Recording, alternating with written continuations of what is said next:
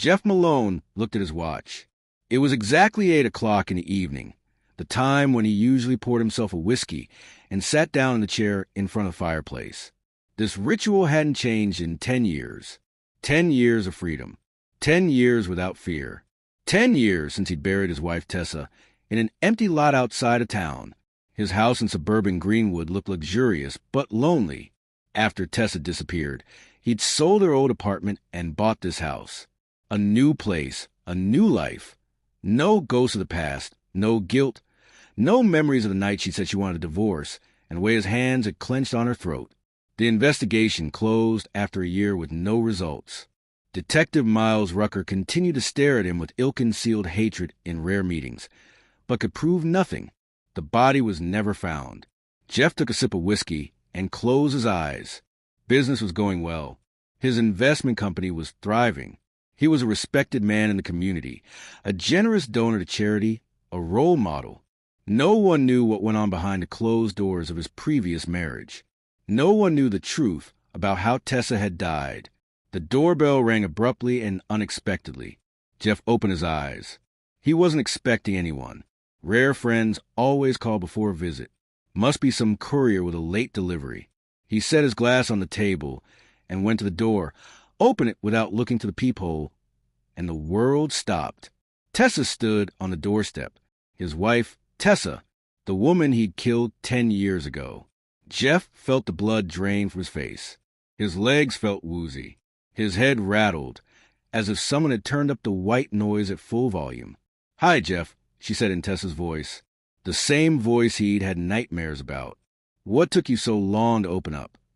She stood on his doorstep just as she had been the day she died.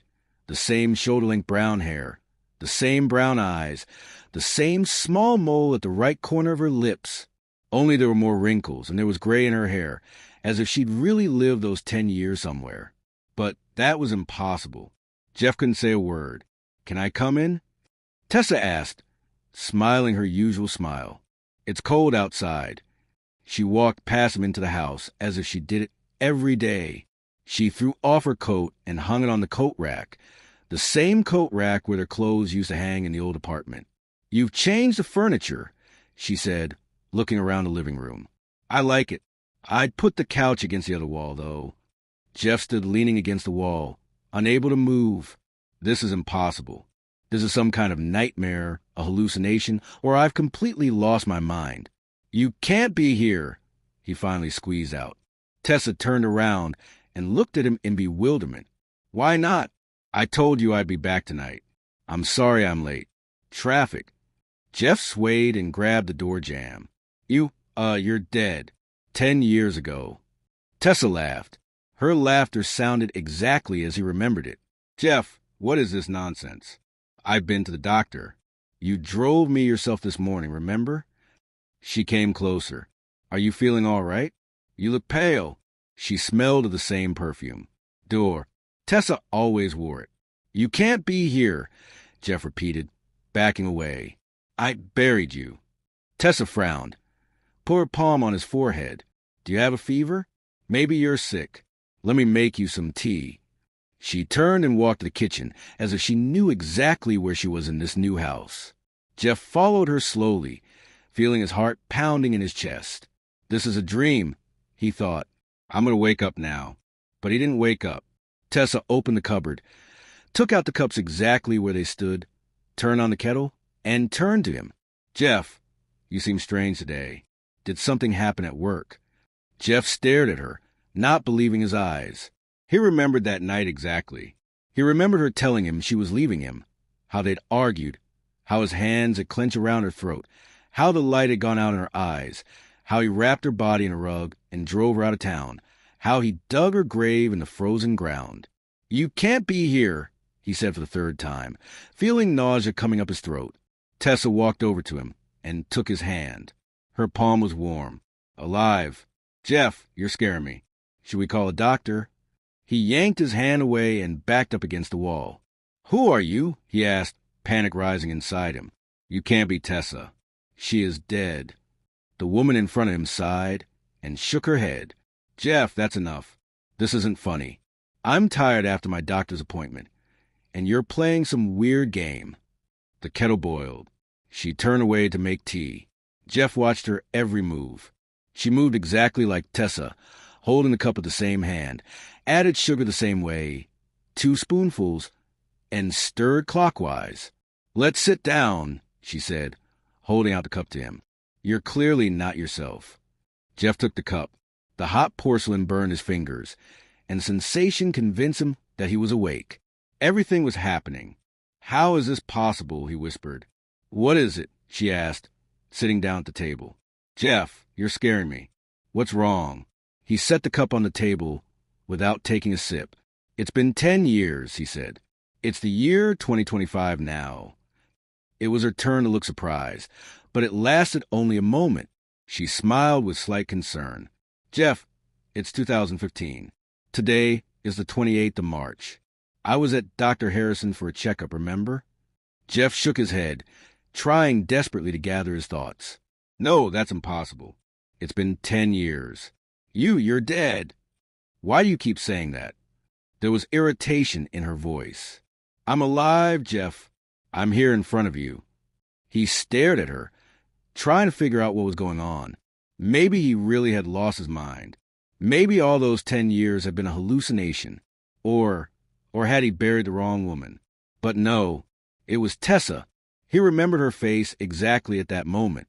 "I can prove it," he said, jumping up. "I'll show you." He rushed to his office and returned with a laptop, opened it, logged in, and showed her the date.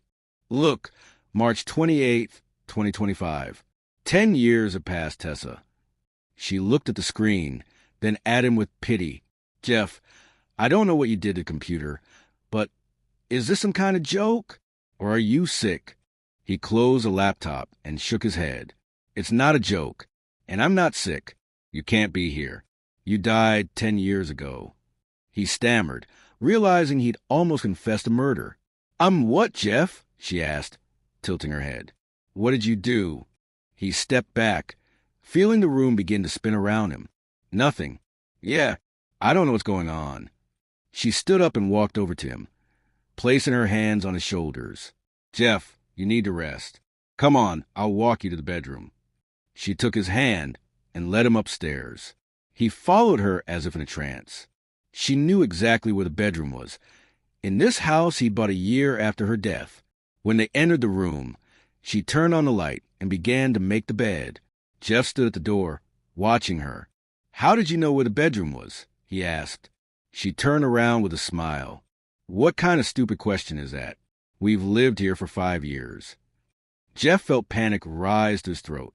"No," he said. "I bought this house after you disappeared. You were never here." Tessa sighed and sat on the edge of the bed. "Jeff, you're really scaring me. Maybe I should call the doctor." He shook his head, unable to utter a word. "What's going on? Is he going crazy? Or is this some kind of elaborate prank? But who could have known? Who could have known he'd killed his wife?" "Lie down," she said softly. "You need to sleep. Everything will be better in the morning." He walked slowly to the bed and sat down beside her. She smelled so familiar, so real. "Oh, Tessa," he whispered. "If this is really you, forgive me." She smiled and stroked his cheek. "What for, silly? It's all right. Now lie down." She stood up to give him space. Jeff laid down without taking off his clothes. He was sure he wouldn't be able to sleep, but fatigue and shock did their work, and soon he fell into a restless sleep. When Jeff awoke in the morning, the bed beside him was empty. He sat up abruptly, looking around. Could it really have been a dream? Maybe everything from last night had just been a dream. But then he heard sounds from the kitchen, the clinking of dishes, footsteps.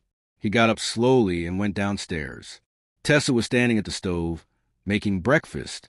She turned around when he came in. "Good morning," she said with a smile. "How are you feeling?" Jeff looked at her, and for the first time in 10 years, was truly afraid. The third day of Tessa's presence in his house had turned Jeff's life into a nightmare for real. Every morning, he woke up hoping it was just a dream. And every morning, she was here, making breakfast, smiling, asking about the day's plans, as if these 10 years had never happened. As if he hadn't killed her that cold March night. Jeff sat at the kitchen table, watching her wash the dishes, doing it just like Tessa always did. First the glasses, then the plates, then the utensils. She wiped her wet hands on the kitchen towel, slung over her shoulder. "You're looking at me again," she said without turning around. "Is something wrong?" Jeff flinched. Even that, her ability to feel his gaze was completely like Tessa's. "Everything's fine," he replied. She turned and smiled, but her eyes remained serious. "Jeff, you've been acting strange since the other night. Shouldn't you see a doctor?" "No," he said sharply. "There's no need to see a doctor." If he went to a doctor, he would inevitably have to explain why he believed his wife was dead while she was standing in front of him, and that would definitely land him in a mental institution. Or jail. "Okay," she shrugged. "Whatever you say. But know that I'm worried about you." Jeff felt something tighten in his chest. That concern, it was just like Tessa's. Even in the last few months, when their marriage had been cracking at the seams, when he'd started raising his hand to her, she'd still worried about him. It drove him crazy then, and it drove him crazy now. A phone call interrupted his thoughts. He pulled his cell phone out of his pocket, and the name Mike, his business partner, popped up on the screen. "I need to take this," Jeff said, standing up. "Sure," Tessa nodded. "I'll go upstairs and get my things organized." Jeff went out into the living room and took the call. "Hey, Mike." "Jeff, where are you?" "We agreed to meet at 10 o'clock. It's almost 11 o'clock now." Jeff glanced at his watch. Shit, he'd completely forgotten about the meeting. "Sorry, I got held up at home. Family emergency." Mike chuckled. "Family? Since when do you have a family?" Just misspoke. Domestic stuff. I'll be right there." "Uh-huh. Okay." "The client has agreed to wait another half hour. Try to make it." Jeff ended the call and turned toward the stairs. "Tessa," he called out. "I have to go to a meeting right away. I forgot." He fell silent. It was quiet upstairs. He quickly climbed the stairs and looked into the bedroom. Empty. The bathroom, empty too. He checked all the rooms upstairs. No one. "Tessa?" he called again, coming downstairs. Silence. He went all around the first floor, even looked in the basement. She was nowhere to be found. Jeff felt a cold sweat break out on his back. Where could she have disappeared to? And was she even here? Could it all be a figment of his sick imagination? He went outside, looked around the yard, the garage. No sign of Tessa. And then it hit him. He took out his phone and flipped through the photos he'd taken over the last 3 days. Here it was. Proof. He'd photographed Tessa several times when she wasn't in sight. In the morning sun in the garden, making dinner, reading a book in the living room. But when he opened the gallery, he froze with horror. In all the pictures where Tessa should have been, he saw only a blurred spot or a void. It was as if someone had deliberately ruined the pictures. "It's impossible," he whispered, flipping to the photos with trembling fingers. He was interrupted by another call from Mike. Jeff took a deep breath, trying to calm down. "Yeah, Mike, I'm on my way out. Make it quick, and take the files on the Greenwood project with you. You picked them up yesterday." Jeff nodded, though Mike couldn't see him. "I'll be there in 20 minutes. I'll be there in 20 minutes. He went back into the house, grabbed the file folder from the office, and headed for the exit. Maybe it was for the best that Tessa had disappeared. He needed time to think, to make sense of what was going on. When he finally got home that evening, the house was empty and dark. No sign of Tessa's presence. Jeff exhaled a sigh of relief. Maybe it was over. Maybe it really was just a nervous breakdown, a hallucination brought on by stress and guilt. He poured himself a whiskey and sat in the chair in front of the fireplace. Tessa stood in the living room doorway, smiling at him. "Where have you been?" he asked, trying to hide the tremor in his voice. "Where? At home, of course. Sorting out my things, cleaning up a little. Didn't you notice that the bathroom was cleaner?" Jeff shook his head. "I called for you before I left. You were nowhere to be found." Tessa frowned. "You must not have looked hard enough. I was in the dressing room, sorting out my winter clothes." She stepped closer. "Jeff, what's going on? You keep acting weird." He put the glass on the table and took out his phone. "I want to show you something." He opened the gallery and held out the phone to her. "These are pictures I've taken over the last few days. You should be in them, but you're not. How do you explain that?" Tessa took the phone and started looking at the pictures. "Jeff, I don't know what you're talking about. Here I am in all the pictures." She handed the phone back to him, and Jeff was amazed to see that Tessa was now clearly visible in the pictures, exactly where he'd photographed her. No blurs, no voids. It's impossible," he whispered. "I remember exactly that there were only blurs." She gently placed her hand on his shoulder. "Jeff, please talk to me. What's going on? You're scaring me."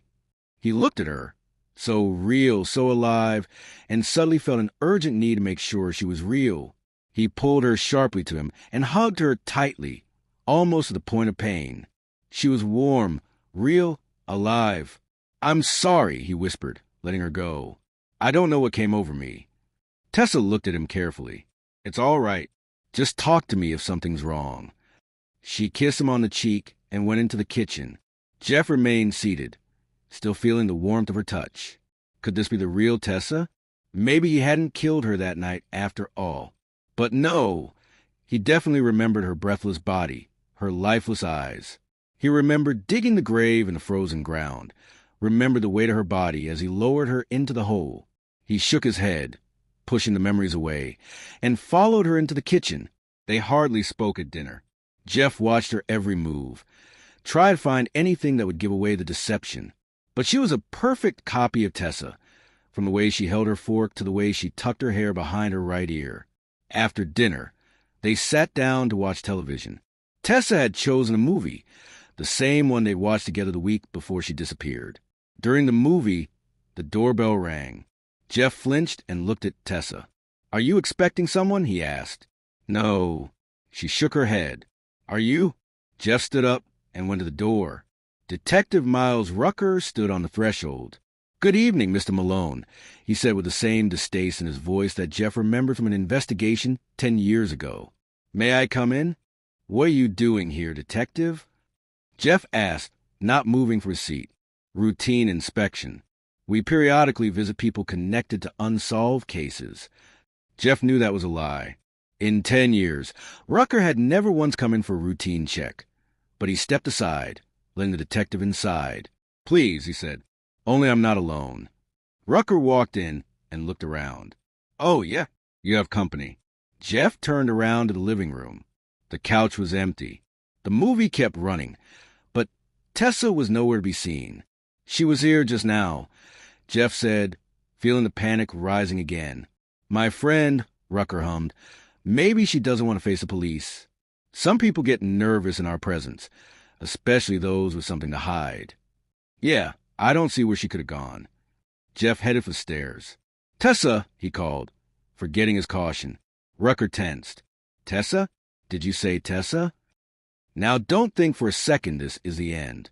The part 2 is coming. If you're intrigued, hit that like button and make sure to subscribe, because you won't want to miss what's coming next. The truth is closer than you think, and things are about to get even more twisted.